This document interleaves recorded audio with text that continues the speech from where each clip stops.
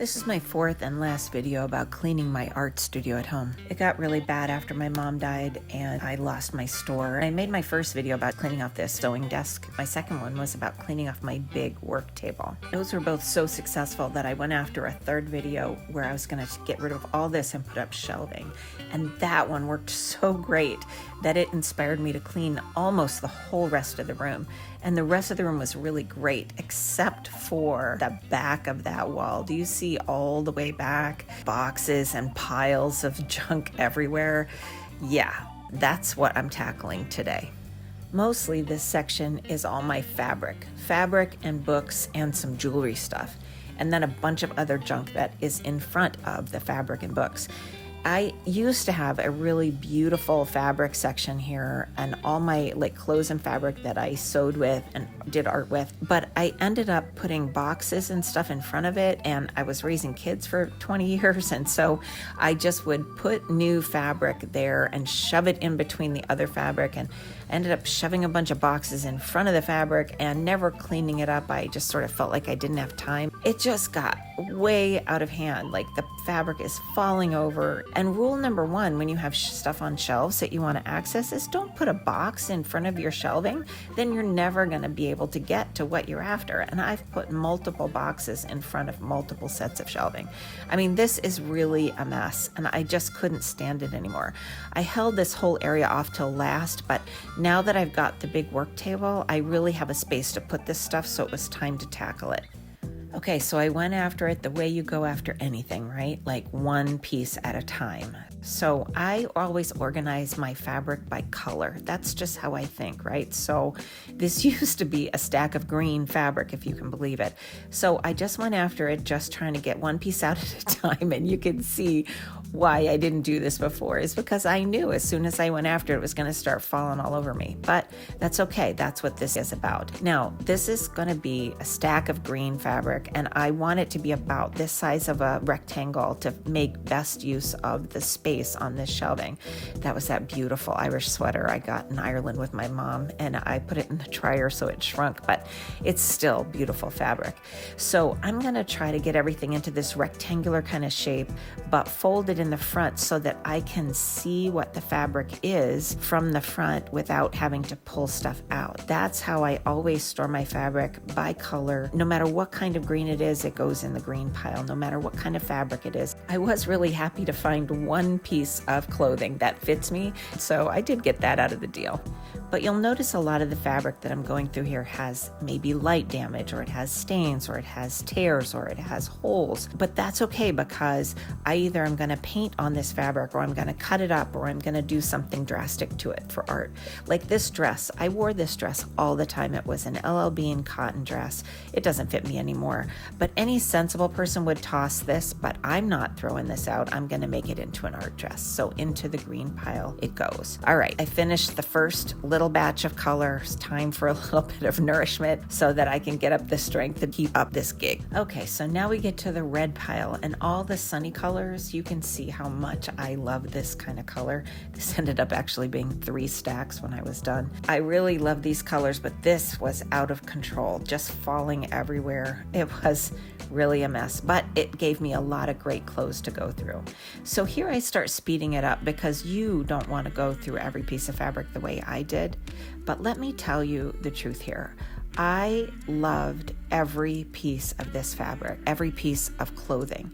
Every piece meant something to me. It was something I wore when I lived in Alaska, or it was something I bought when I lived in San Diego, or something that I bought when I had a certain boyfriend, or I wore to a certain job, or it was fabric I got given by a friend that I was going to make something with, or that I did make something with. In fact, there's my apron from my brownie Girl Scouts when I was 6. You know, some of this fabric is really old and special to me, has a lot of memories.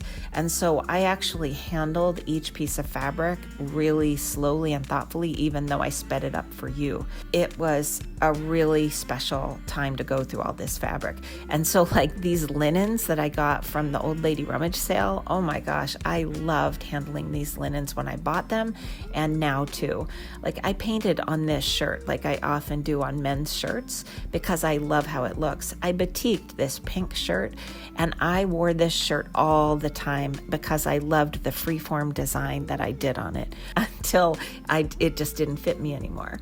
I made these shorts too. I didn't like them as much as the pink shirt, but I still made them and I loved wearing them. So each piece of fabric or piece of clothing really had a deep meaning for me.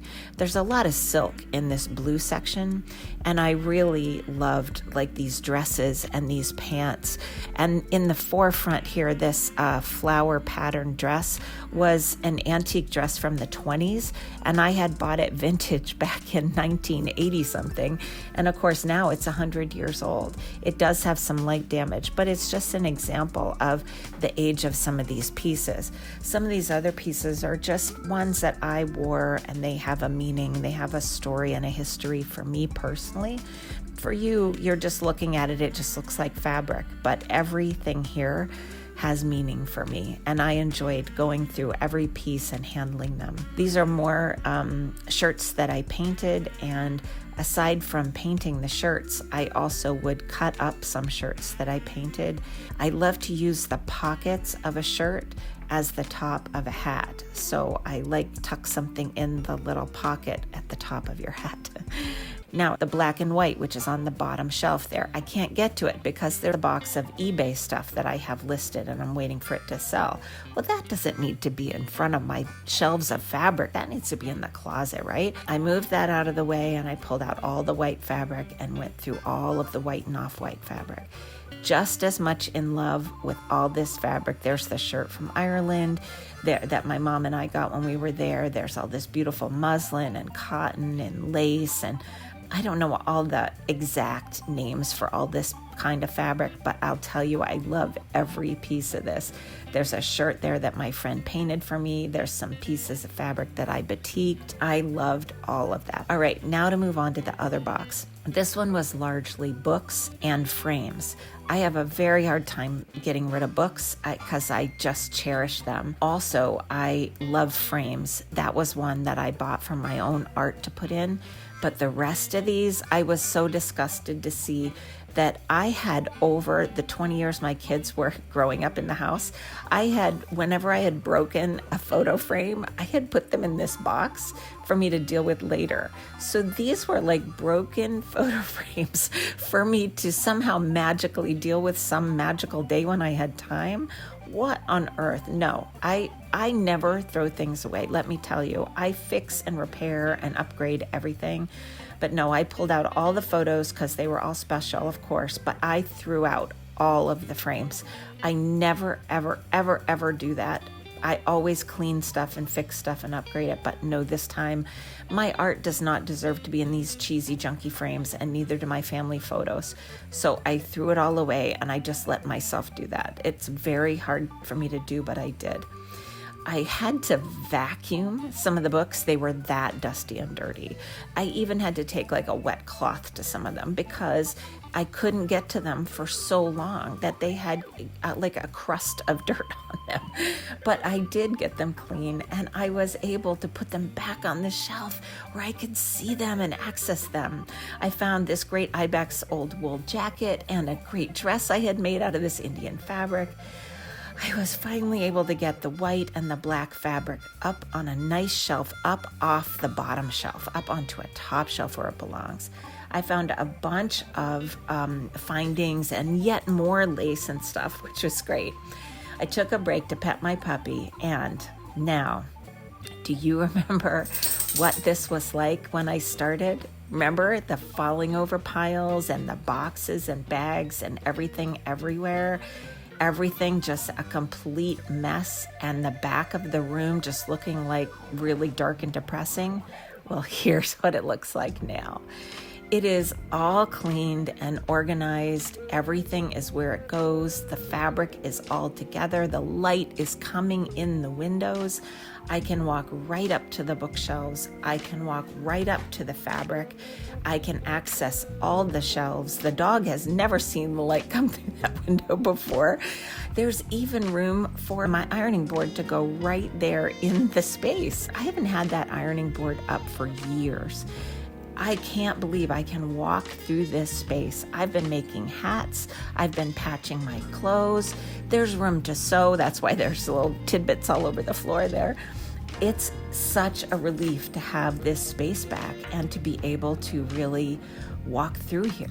So here's what I think fabric ought to look like, right?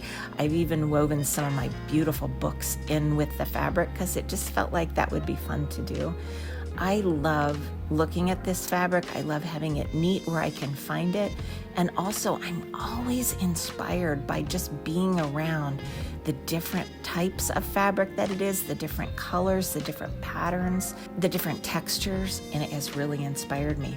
Across from it is my jewelry stuff. I didn't bother showing you all of that, but I have been able to make jewelry again. With the ironing board up, I could iron my clothes again, and I've been able to make some multimedia art pieces, including fabric as vases and fabric as headdresses. Here's some big canvas pieces with fabric as the vases.